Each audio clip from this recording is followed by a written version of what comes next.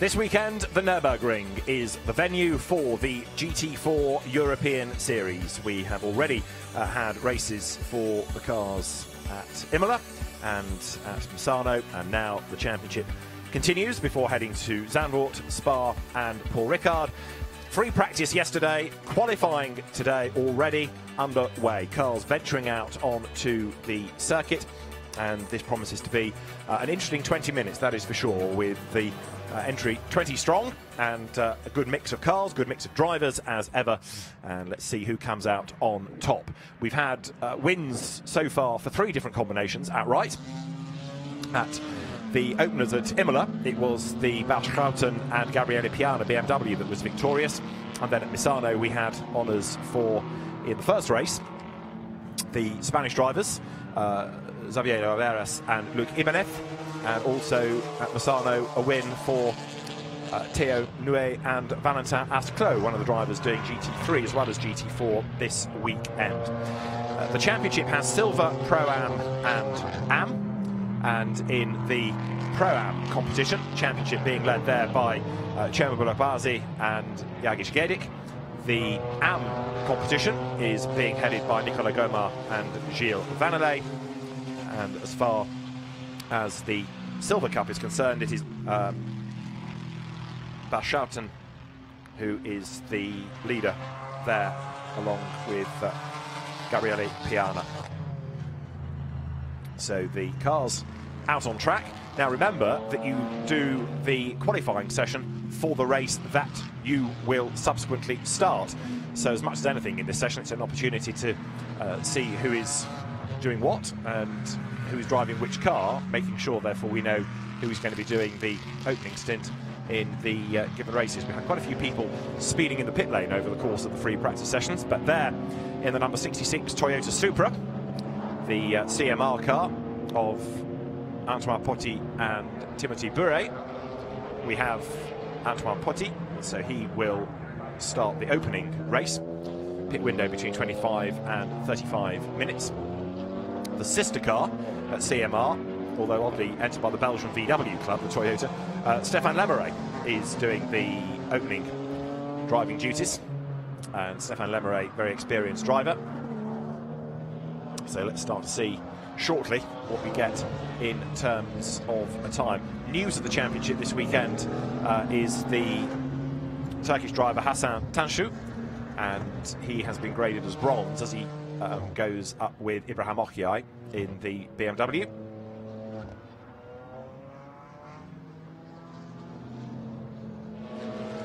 Fastest in the second of the free practice sessions yesterday was the Ivan Jacoma Joel Camathias Porsche Cayman, 2 minutes 6 being the lap time, and out of the first session yesterday it was the Jörg Wiebahn Nikolai Müller-Madsen Porsche Cayman, 2 minutes 6 being the lap time. So on the evidence of yesterday, Porsche's looking pretty good. But you have Toyota, BMW, Mercedes, Chevrolet, which is always good to see, and Aston Martin ranged against them.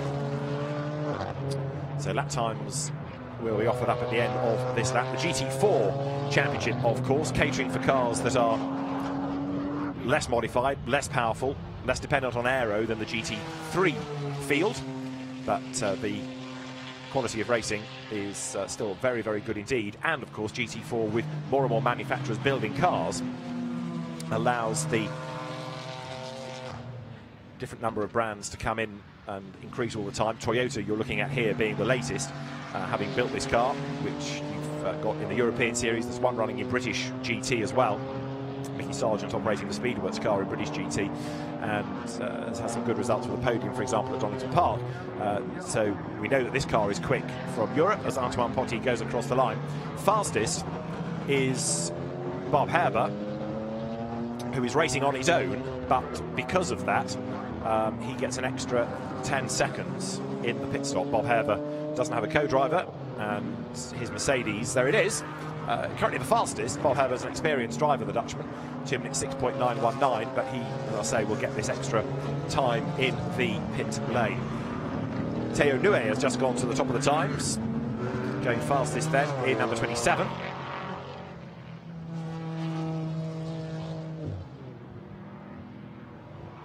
And for fourth fastest, Cembolo Kbazi with the BMW upholding the BMW honour right now. So times will, of course, drop as the session wears on.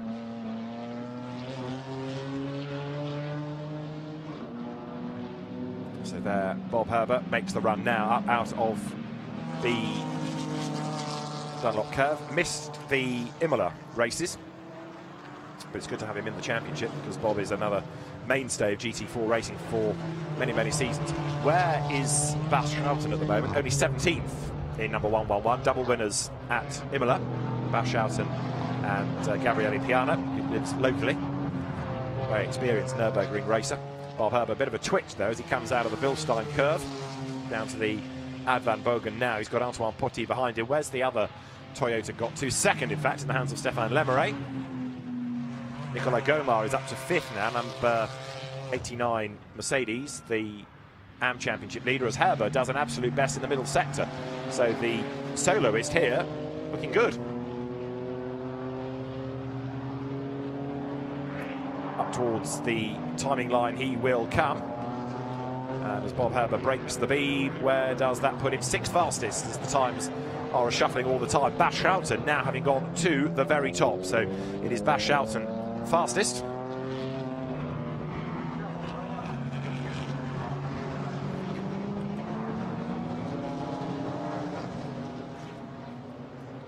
So Schouten, Nue, Bolach-Balzi, Potti, and then Mark van der Aar in number 110 BMW. Mark van der Aar sharing with Koen Bogarts. Stéphane Lemeray is sixth. Bob Herbert now down to seventh. Eighth is Nicolas Gomar. Ninth, it is Ibrahim Okyai's BMW. Change that because now Ivan Jacoma goes fastest in the Porsche Cayman, number 718. It is, of course, a 718 iteration of the Cayman GT4 Club Sport, MR, the MR standing for Manthey Racing, which developed the car for GT4 purposes. There is Bas Schouten, who was the fastest, but he's down to third now because Nicolas Gomar goes up to second in that very quick AM-class Mercedes. How are the big bangers getting on? Jörg Ropage has yet to do a proper lap time in his Camaro, and the same is true of Jorge Cabezas, sharing with the redoubtable Duncan Houseman. Three drivers doing GT3 and GT4 this weekend: Valentin Asclot, Timothy Bure and Joel Camafias. Bas Schouten has dropped to fifth now because Xavier Lloveras, winner in the Mercedes at Misano, is up to second. And Jörg Ropage, having said he needed to do a lap time, Ropage has just gone briefly fourth, now down to fifth because we've had more shuffling. Bas Schouten over the timing line. Where does he go? Second. So that puts the BMW back up the order. Second fastest he goes. Xavier Lloveras looking good as well for the NM Racing team, for the Mercedes. Jörg Ropage for V8 Racing was in the walls a bit when we saw them at Imola, but has developed quite nicely into a very handy driver of late. Now, where in all of this is the Jörg Wiebahn, Nikolai Mollemansson Porsche? Jörg Wiebahn at the wheel, actually yet to do a proper lap time. So Wiebahn not yet delivering, nor is Jan Kasperlik in the second car. Replay of number 17 Chevrolet going off the road. That is Jörg Ropage. So he has got the car up the order, eighth now, but had a big, big wild moment there, off through the gravel.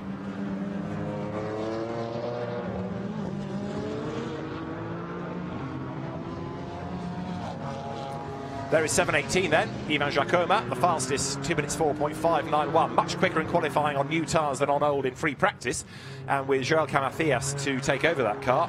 It's looking good, isn't it? The Cayman GT4, it's a great shape, great looking car, the Cayman, the new, relatively new 718 iteration, but plenty of them in this championship. Of course, in the UK, there is the new Porsche Sprint Challenge, and a burgeoning grid of the Caymans that has been launched this year. So more and more of these coming into racing, and at the moment, first and fifth, they are in the order.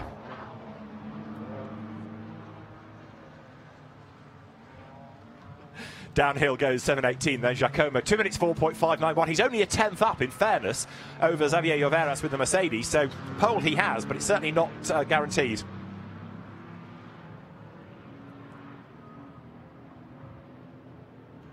So downhill goes Giacomo. We've still yet to get a lap time out of number 69, the Alexis Sijov SRO Motorsport Cayman.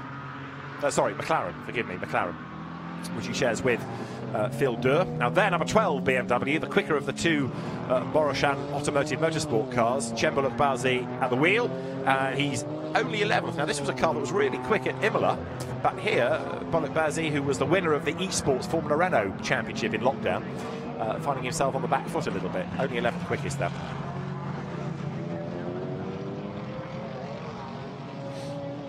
Improvement from the McLaren, Alexei Sijov, the Russian driver, just improved to go 12th fastest.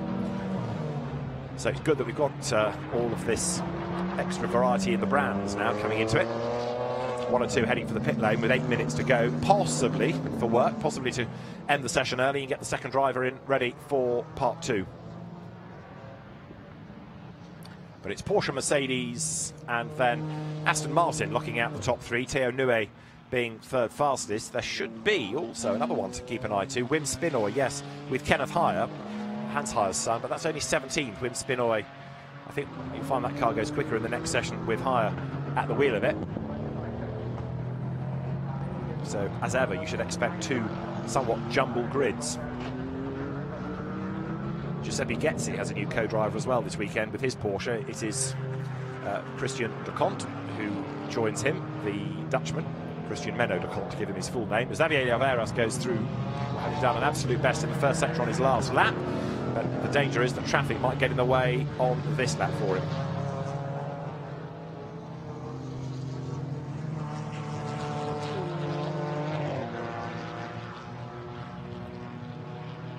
So there is Lloveras, and exactly as feared, ahead of him is the Autolando Sport Porsche of Dario Barrichelli and Dario Cerati. It is Cerati at the wheel, so that needs to be negotiated. And I think Lloveras has realised it ain't going to happen on this lap, so he's backed out of it, comes off the throttle, and that might be, with 6 minutes to go, his last shot at pole position. But he'll still be on the front row, barring any dramas, barring anybody else getting quicker.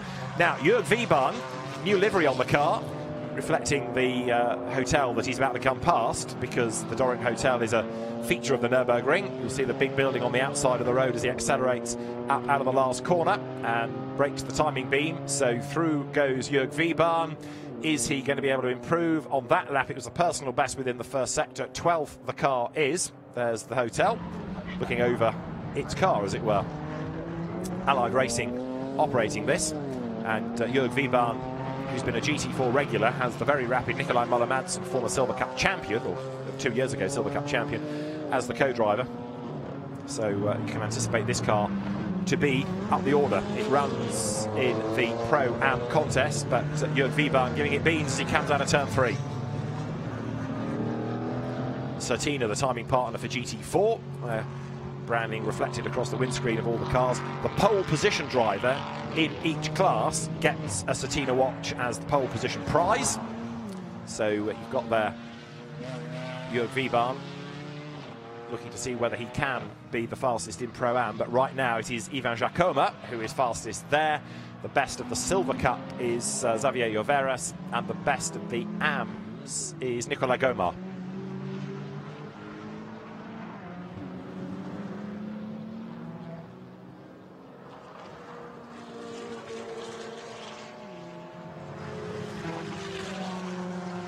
So there Wiebahn comes up towards the midpoint of the lap. He's got the McLaren ahead of him. Alexis Sijov is the man ahead, who is 14th. Again, it's good to have McLaren on the grid. More brands, the better. So many available for GT racing, GT4 racing.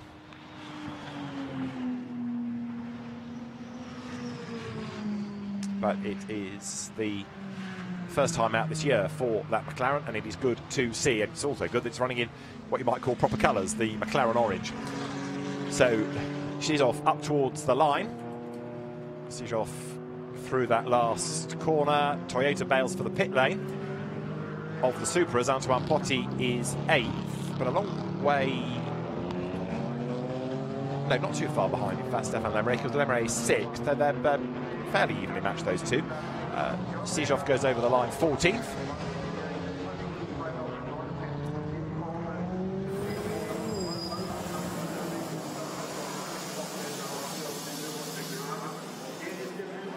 Lemeray, another Belgian journalist and very experienced racer, Stéphane Lemeray, into the pits. There aren't many things in GT racing Stéphane has not raced over the years, or indeed in anything with a roof on his head, from the Toyota Yaris Cup up to GT1 World Championship cars. Very, very versatile, very accomplished driver. Belgium's version of Mark Hales, I suppose. Mark, when he was a prolific racer, successful in anything as well as writing about it. There you have number 17, the Chevrolet Camaro Yacht Rapinge at the wheel. Rapinge down the hill. Now, he's already been in the gravel once, but has got away with that. This is looking pretty good for him as he blasts with the speed building.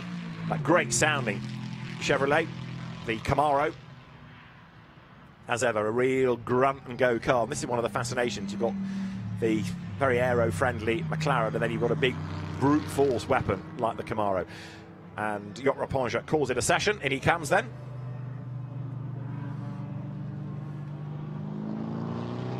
Bails early.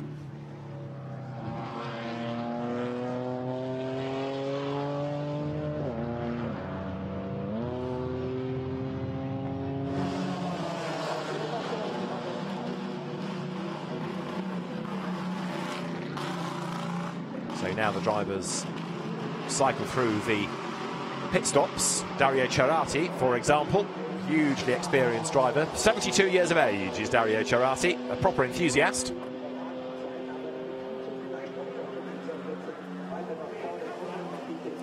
He will hand that car over for the second session to Dario Barochelli.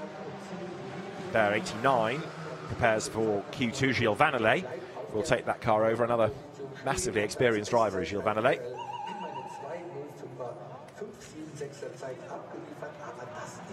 Nicolas Gomar then hands the car across. Giuseppe Gezzi there in the green and white overalls has done, and it is Christian Decomte that will take the car over for Q2. How the BMW is getting on? Well, yeah is the answer. 12th for Cian Bazi's car, number 12, that he shares with Jagish Gedik. He'll hand that over to him. Mark van der Aar was 13th in his BMW, Ibrahim Okyai 16th in his. We don't have, sadly, this year, the reigning champions, Simon Knapp and Alec Udell. Strange not to have Simon Knapp on the grid because he's been a mainstay for many, many years. What about the McLaren, as the flag is about a minute away? Still, Sijoff is 14th fastest. Alexei Sijoff rides the curb. But the Russian driver here hustling on, going quite nicely in fairness to him.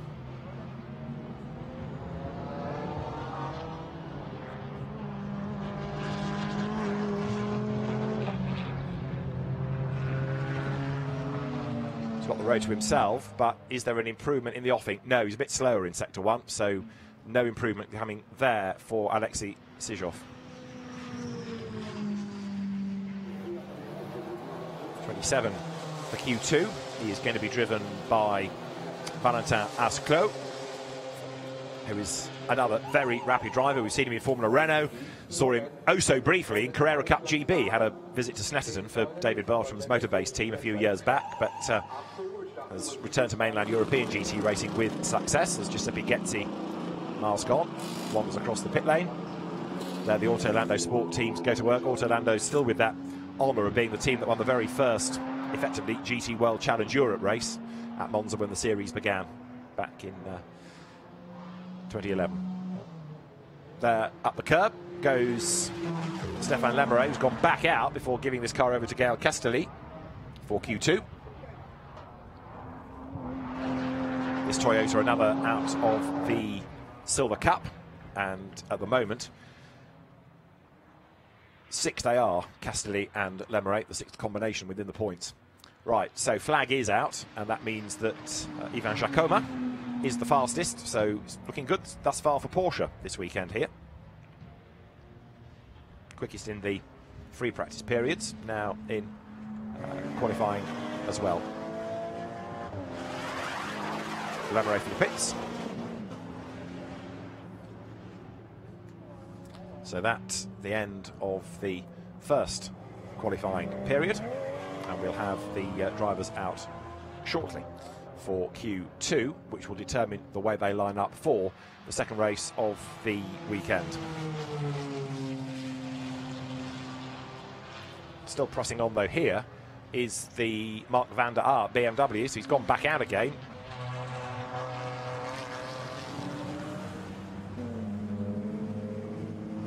Is that going to be a possible improvement for him? Not convinced it is, in fairness.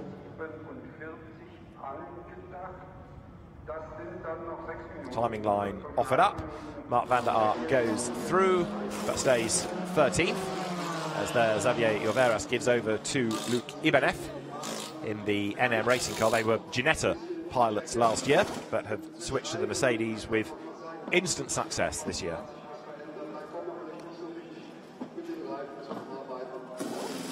The bulk of the success from the Ginettas of years past was from teams like HHC that had run them in one-mate races, had lots of experience of them.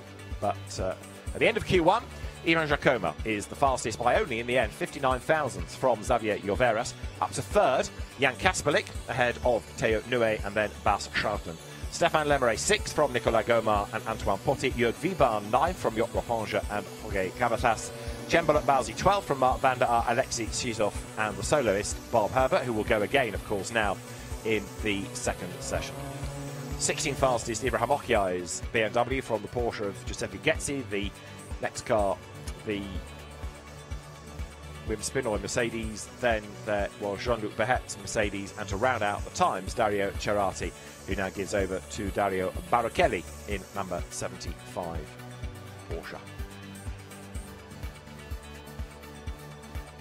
So, one grid sorted. Cars get themselves ready now for the second session.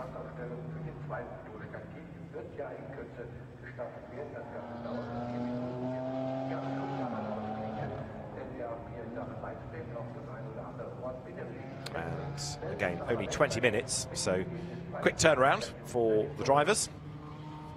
And very shortly they will venture out onto the circuit.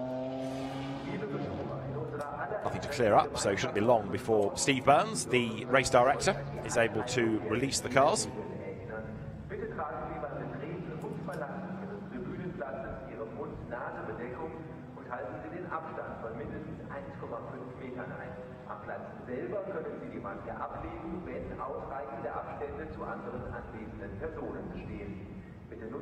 Quick look back at what happened in Q1 with one or two cars slightly delayed in the pits, like the Jorge Cavatas Camaro, but it was Bob Herbert that was setting good times early on before Bas Schouten got on with the job and improved. Alexei Shizov got faster and faster throughout the session, but it wasn't long before Ivan Jacoma was at the top of the times. Also looking quick, Xavier Lloveras with the Mercedes, but he ended up 59 thousandths shy of Jacoma as Ropange had a trip through the gravel in the Camaro. Ivan Jacoma then, Porsche enthusiast, fastest at the end of Q1, and we are about 2.5 minutes away from the second session now getting underway. So they're down in the pit lane. The last car has only just arrived, actually, Mark van der Aert. If you look at the front of the pits, you'll just see a couple of crash helmets switching over, because that means van der Aert is out of the car and Koen Bogaerts gets into it.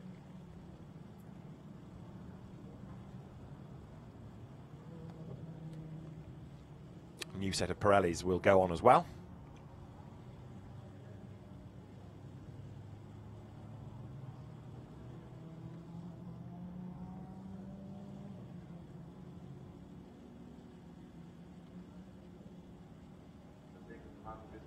So there is the Nurburgring, still dry despite fears that we might have had some rain by now. It was sunny at 9 o'clock when GT3 cars went out, but it's been a little grey since, a little overcast, but for the moment at least, though spots of rain have come to nothing, so that's all good.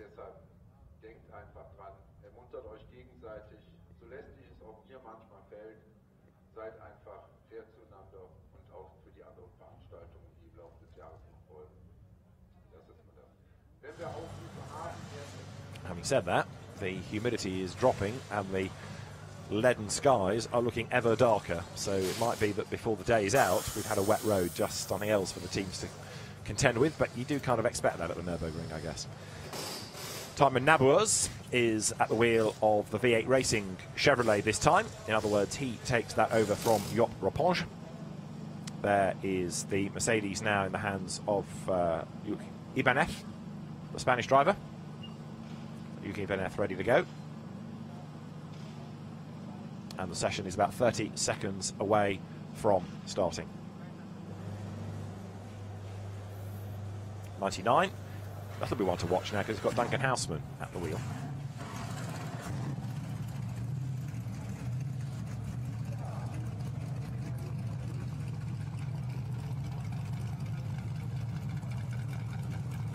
So engines fire up, clock ticks down.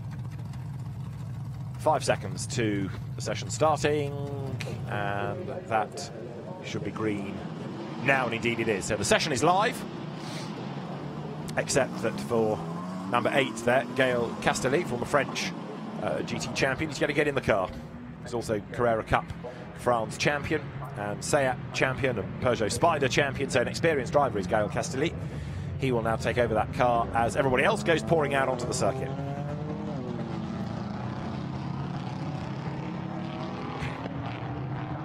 So place your bets. Is it going to be another Porsche pole with Joel Camathias taking over 718? It could be a possibility.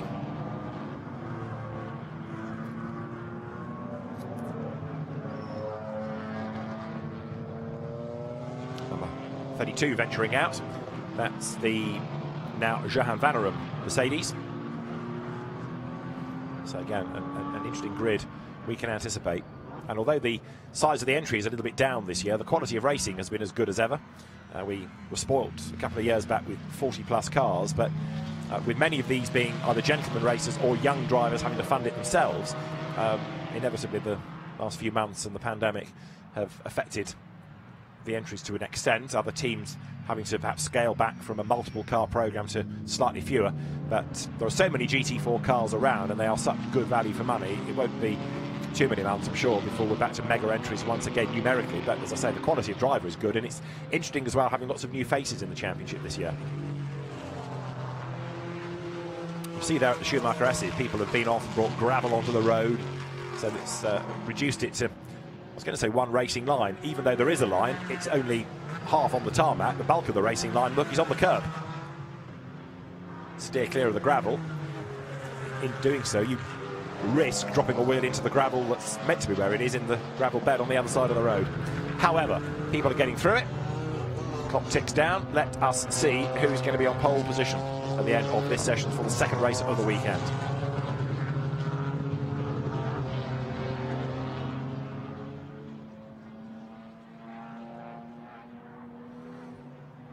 There you've got number 15, so Ibanez, regular from Spanish GT as well as the GT4 European Series, racing French GTs as well after a karting career. So onto a flying lap they now go, and it is Gilles Vannelet there, hugely experienced driver is Gilles Vannelet, GT3 European champion amongst other things. He is doing absolute best in sectors. And in many ways this is the session with what you might call the faster drivers on board. So expect a real battle for pole position. Back into the pit lane has just come Nicolai Müller-Madsen, the Danish driver in the Cayman of Jörg Wiebahn.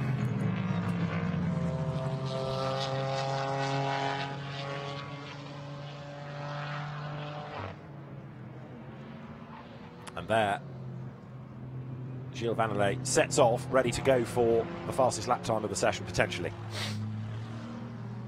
And the AGS Events car.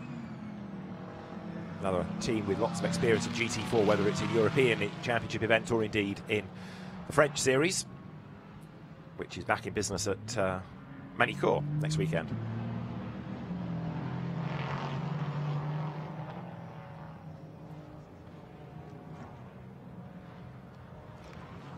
So Vanelay, absolute best in sector 1, and in doing so, 8/10 quicker than Tijmen Nabeurs, who is next best in the Camaro. So Vanelay looking good here. Turns now towards the Bilstein curve, ready to power down the hill, plunge down towards the Ad Van Bogen. That right almost looks like a kink at certain speeds, but is a proper corner.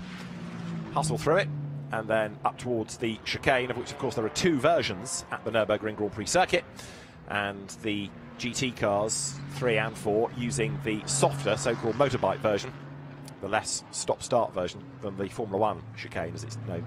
So Vanelay here is on for pole position provisionally. Timothy Bure in number 66 had done a target time at 3 minutes 9, but Vanelay breaks the beam at 2 minutes 6.090.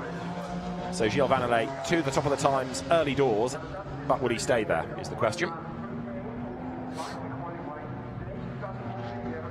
Vanelay from Piana. There in the pit lane is the McLaren that we have of Phil Durr. Durr Motorsport we've seen regularly running cars in, for example, Super Trofeo as well as in GT4, and joining in the championship now with the McLaren.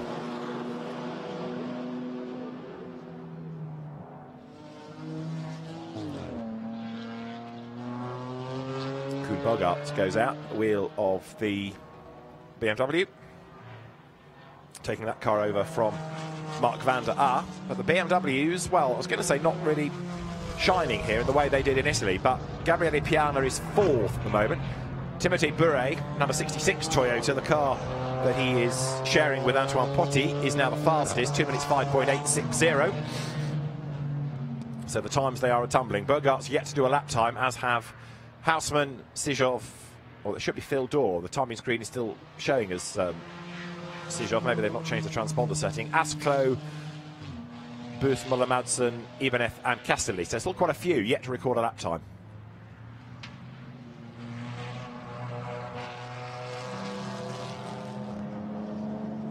Koen Bogart's up towards the timing line, towards the end of the lap.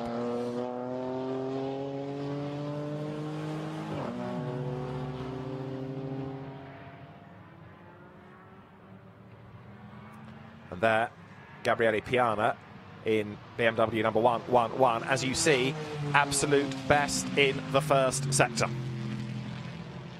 And the second. So Gabriele Piana looking really strong here.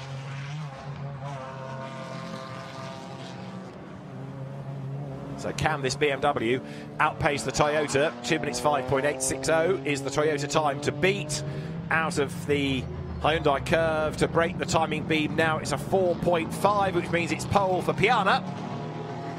And that is 1.2 seconds quicker than the opposition. That is quite a margin. So Gabriele Piana goes top with 13 minutes to go. Can Toyota respond? Well, there is Timothy Bure. He's driving for Lexus in GT3, driving for Toyota in GT4.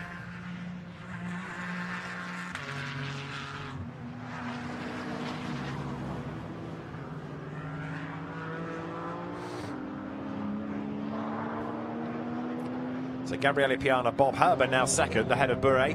Kenneth Heyer is up to 4th fastest. Kenneth Heyer taking over number 30 from Wim Spinoy, the SRT Sellerslach racing team Mercedes. Father Hans Heyer is here as ever with his familiar Tyrolean hat that became his trademark when he was a single-seater racer turned GT and touring car racer. Valentin Asclot, however, who has done a start-up lap, could be on for pole position here. The very fiery, fast French driver coming up towards the end of the lap. So Valentin Asclot, with the timing beam beckoning, needs to get a 4.5 or better, and he does a 4.0. So brilliant lap by Valentin Asclot, then up to pole position by exactly half a second from Gabriele Piana. Right, how are Porsche getting on in all of this? Average is the answer at the moment. However, 22, which is Bastien Bus, in the blue colours of Allied Racing, comes downhill. This is his first flying lap, and Bastien Bus has done an absolute best in Sector 1. Luc Ibanez in the Mercedes done an absolute best in Sector 2. But Bastien Bus looking strong here. another driver coming new into car racing. Bastien turns now up with a bit of a twitch out of the last corner, rides wide over the curb. That might just spoil the lap a little bit, but let's see. There's Nikolai Müller-Madsen in the background. Bastien Buss goes second then. And what about Müller-Madsen, who breaks the beam? He goes 5th fastest behind him. So Asclo, Buss, Ibanez, Piana, Müller-Madsen, Castelli is the top 6.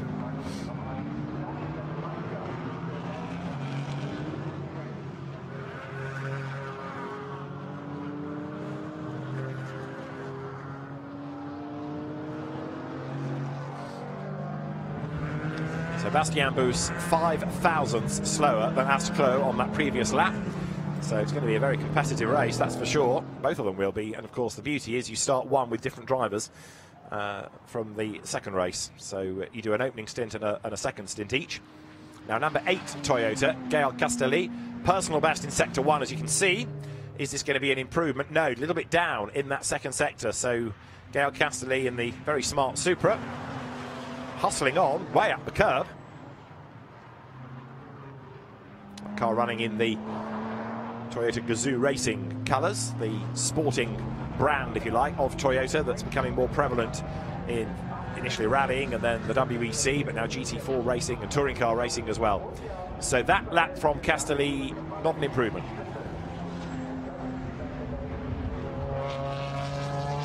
So Valentin Asclo remains at the top. Into the second half of the session we go, but this is the opposition. This is Bastien Buss. Bastien, quick carter, adapting nicely to GT4, that is for certain. And he's done an absolute best within the first sector, as you can see. So can Bastien Buss continue on this kind of pace? Heads now into the chicane. Flicks into the chicane, the soft version, the motorbike version of the chicane. Again, up the curve on exit, but Bastien Buss throwing everything at this with 2 absolute bests. So this should be pole position. He's got to find only 6 thousandths to go top. Will he do it? The answer is yes, he does. 2 minutes 4.010 puts Bastien Buss up to the top, even though he actually dropped time in the last sector. Luc Ibanez is still the quickest driver out of the session within sector 3, but Bastien Buss quickest in sectors 1 and 2 on that lap, and he takes provisional pole away from Valentin Asclo.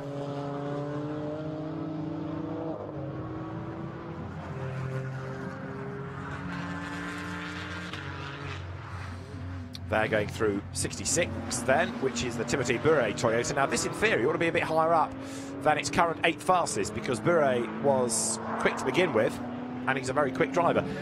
How hard it is for some to switch between a GT3 and a GT4 car, they must say, but Bure is one of the 3 doing double duty, 7th fastest on that lap. Now Duncan Houseman in the Camaro number 99 has just got into the top 6. Duncan Houseman probably knows that car, GT4 racing, better than most. Multiple winner of the gear race at Macau is Duncan Houseman, but back in the Camaro, and he has now got himself up to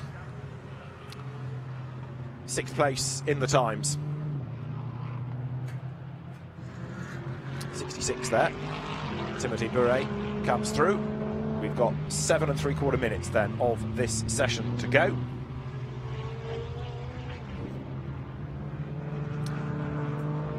But it is Bastien Buss, the fastest, now by 71 thousandths, and a lap time for Koen Bogaerts cancelled for exceeding track limits at turn 4. That's on the exit of the Mercedes arena. So track limit abuse becomes a factor. A lap time taken away. So Buss, Asclo, Ibanez, Piana, Müller-Madsen, Houseman is the order. There is Christian de Conte in the Autolando Sport Porsche. De Conte 18th at the moment. Slowest is newcomer Hasan Tansu, the Turkish driver. Tansu slowest as he adapts to the BMW that he shares with Ibrahim Okiay in that very Turkish team of Boroshan Automotive Motorsport. 6 3/4 minutes and counting.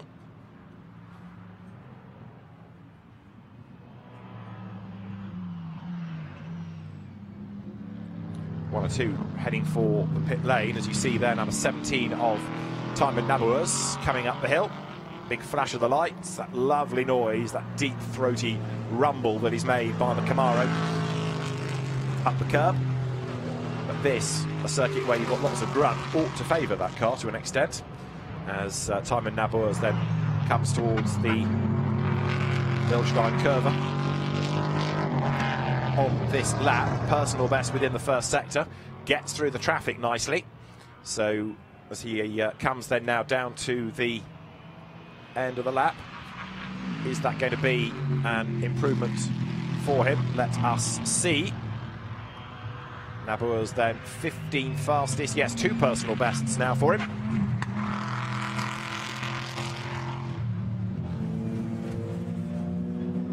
So Thymen Nabors is looking strong, no question about it.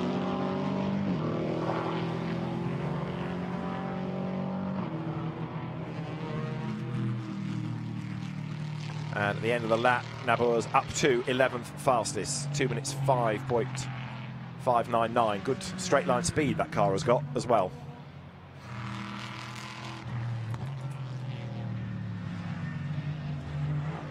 Five more minutes of the session still to go.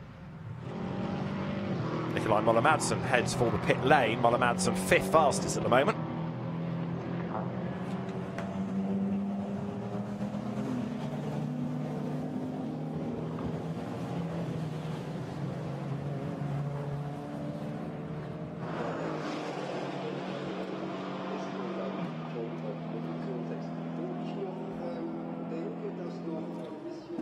Driver change as Giuseppe Getzi and Christian Lecomte discuss life. So that Porsche for Autolando Sport into the pit lane. Whether it ventures back out, we'll have to wait and see, because you're not going to get much in with only 4 more minutes to go, that's for sure. Sadly. 89 presses on. This was a car that was quick at the start of the session, remember, Gilles Vannelet. But the AM is now 15th overall. That said, this should be an improvement because there are quick times being offered up here. 4 more minutes and counting on the clock. So Gilles Vannelet will break the beam and goes from 15th to 9th. Good improvement. The McLaren's going nicely as well, incidentally. Phil Durr up to the top 6 now. The sole McLaren that we have in the entry this weekend for GT4 purposes, but as I say, that's another car finding a bit more pace. But it is Bastien Bous at the top, and there Gilles Vannelet getting a little bit ragged as he comes out of turn 1, riding the curb a little. There is number 75 to the pits. Car, Dario Barrichelli, having taken it over from Dario Cerati. But the session with 3 minutes to go, almost at an end now. Are there going to be any more improvements? There's the occasional sector that goes green, but not really a huge amount happening in terms of changing the order, it's got to be said.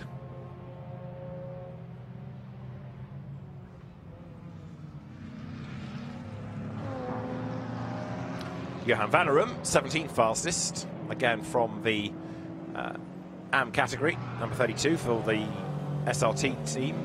Patrick Sellerslach's squad, which of course ran in the GT1 World Championship SRT for many years. Van der Rum stays 17th, and up to 9th, as I say, with Gilles Vannelet last time. Kenneth Heyer, flattering to deceive, only 14th fastest, is ready to go back out again is Bastien Bous. Not sure he's got a lot to prove. 71 thousandths quicker than Valentin Asclot, although that said, Asclot is on the circuit, so it is possible that there could be an improvement from Asclot before the end.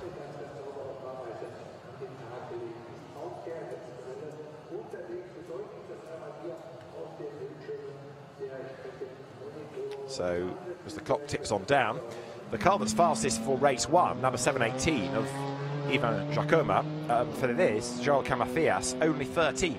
Number 21 has stopped at the pit entry as well, 21 being Nikolai Muller-Madsen's Porsche.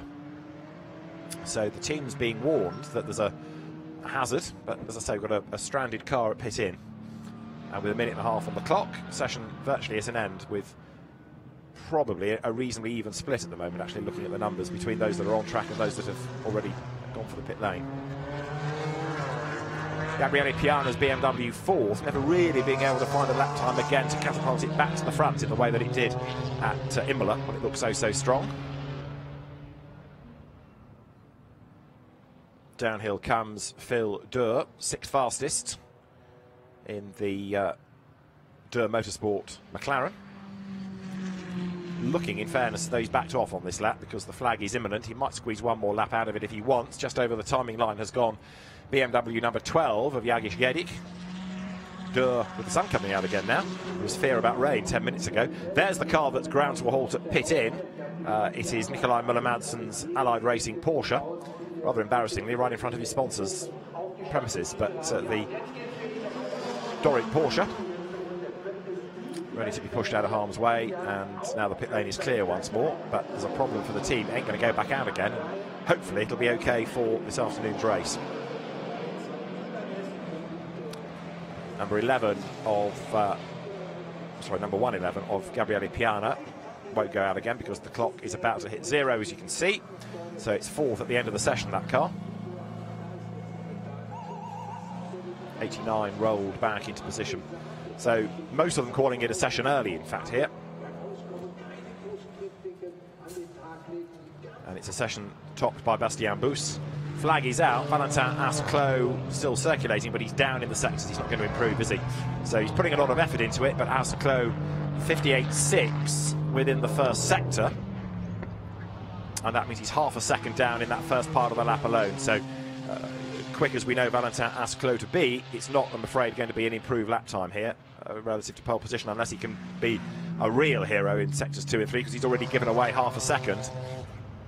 71 thousandths the margin between the two, and a little lock up there again, the car quivering under braking. He corrects it, but I think he's realised this lap's not coming, so calls it a day. Into the pit lane he comes. Work done. So there, cars in the pit road, and at the end of the session it is Bastien Bous for Porsche, making it a very good weekend thus far, because Porsches have been quickest across free practice and different qualifying sessions now. Number 22 Porsche topping the times.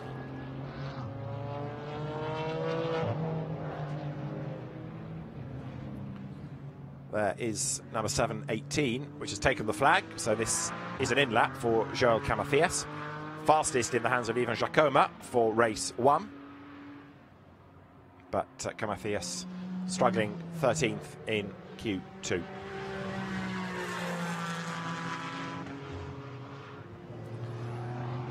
So Bastien Bous the fastest, from Valentin Asclot and Luc Ibanez in 3rd at the end of that second qualifying session. Still the last couple to take the flag.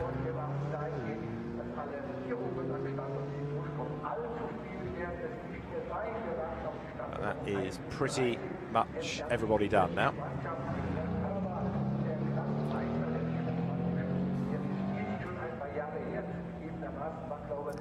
So